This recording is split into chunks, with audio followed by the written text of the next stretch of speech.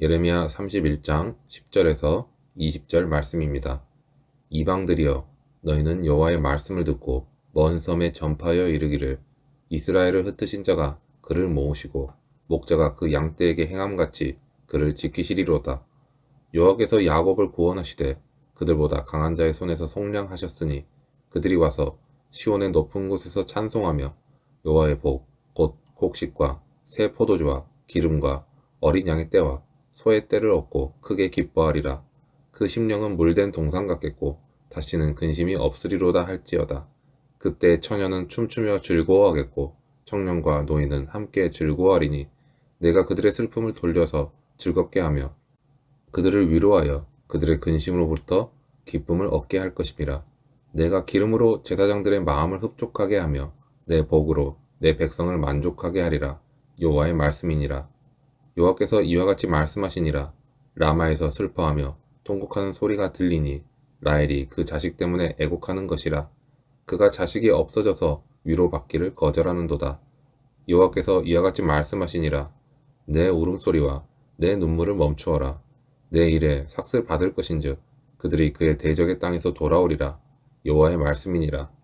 너의 장래에 소망이 있을 것이라. 너의 자녀가 자기들의 지경으로 돌아오리라. 여호와의 말씀이니라. 에브라임이 스스로 탄식함을 내가 분명히 들었노니 주께서 나를 징벌하심에 멍에에 익숙하지 못한 송아지 같은 내가 징벌을 받았나이다.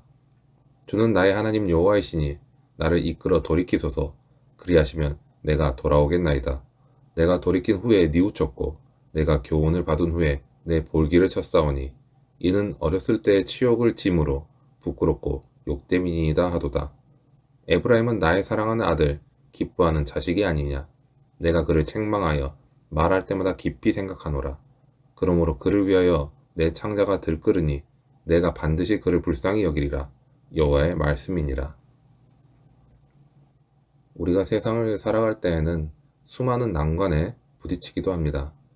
그리고 그러한 난관 중에는 도저히 빠져나갈 구멍도 보이지 않는 심각한 상황도 있습니다. 대부분의 사람들은 그런 상황에 처하게 되면 막막한 마음에 어찌할 바를 몰라하며 마음이 무너져 내리기도 합니다. 우리가 잘 알고 있는 야곱의 아내 라헬은 자녀가 없었습니다. 그녀는 언니 레아와 요정들이 남편의 자녀를 여러 명 낳는 동안에 단 한 명의 자녀도 낳지 못했습니다.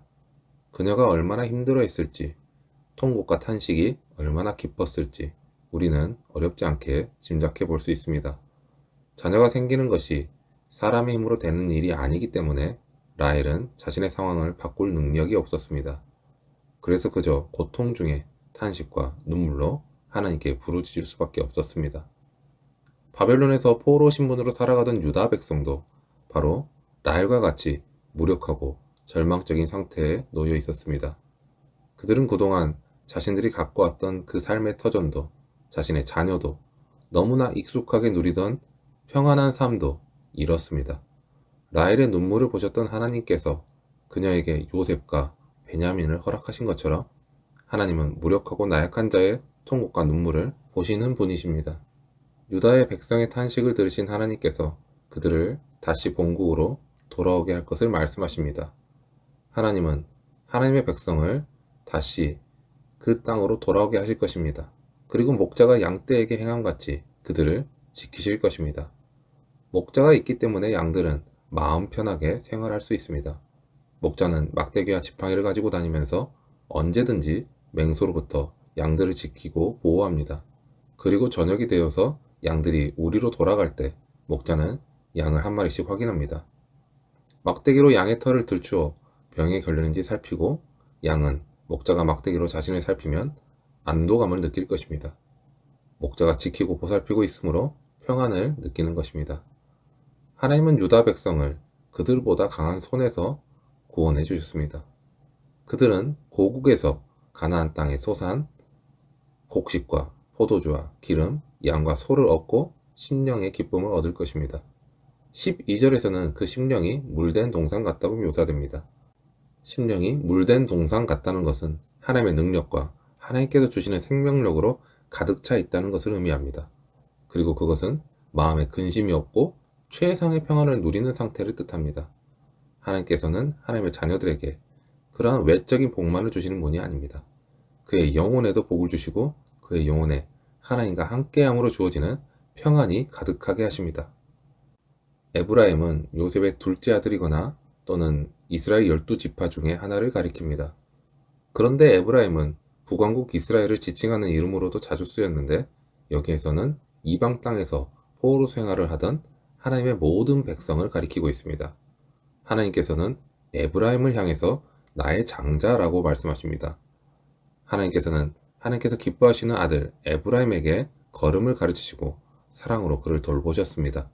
그런데 에브라임은 하나님께서 주신 멍에를 싫어하고 오히려 이방 민족 애국과 아수르를 따르면서 그들의 멍에를 즐거워했습니다. 하나님께서는 그 죄를 물어서 징계를 내리셨습니다. 다행스럽게도 에브라임은 징계를 받는 가운데 하나님께서 아버지이심을 깨달았습니다. 그리고 하나님 앞에서 탄식하며 하나님께 돌아가기를 소망했습니다. 그렇게 하나님께서는 에브라임의 탄식 소리를 들어주셨습니다. 그리고 놀라운 은혜로 그 탄식에 응답하십니다. 그들을 다시 자녀로 불러주시고 받아주신 것입니다. 하나님께서는 언제든지 죄인들이 회개하면 하나님의 긍휼과 사랑 안에 머물게 하십니다. 죄인을 향한 긍휼의 마음 때문에 독생자 예수 그리스도를 화목제물로 내어주신 분이 바로 우리 하나님이십니다. 예수 그리스도의 십자가는 죄인을 하나님의 자녀의 자리로 다시 돌려놓으시려는 하나님 아버지의 무궁한 사랑의 표현입니다. 죄인이 구원받는 길은 자신의 죄를 고백하고 탄식하며 긍휼의 하나님께 나오는 것입니다. 그럴 때 하나님께서는 그 탄식이 변해 기쁨이 되게 하시고 하나님의 자녀로 삼아주십니다. 우리는 어떤 상황에서 탄식을 하는 것일까요? 인간의 근본적인 탄식은 바로 죄로 인한 탄식입니다. 모든 고통과 탄식은 죄의 결과라 할 수 있습니다. 부모에게 불순종하는 자녀로 인한 탄식, 그리고 가정에 성실하지 못한 남편으로 인한 탄식과 이기적인 직장 동료로 인한 탄식 등 모든 탄식의 원인은 죄라 할 수 있습니다. 하나님은 죄 때문에 탄식하고 눈물 짓는 그런 우리를 불쌍히 여기시고 구원자 예수 그리스도를 보내주셨습니다. 구원자이신 예수님께로 나아가 죄로 인한 탄식과 고통에서 벗어나시기 바랍니다. 하나님께서는 하나님의 자녀들이 고통 중에 탄식하는 소리를 들으시고 하나님께서 주시는 그 치유와 회복을 누리기를 원하십니다.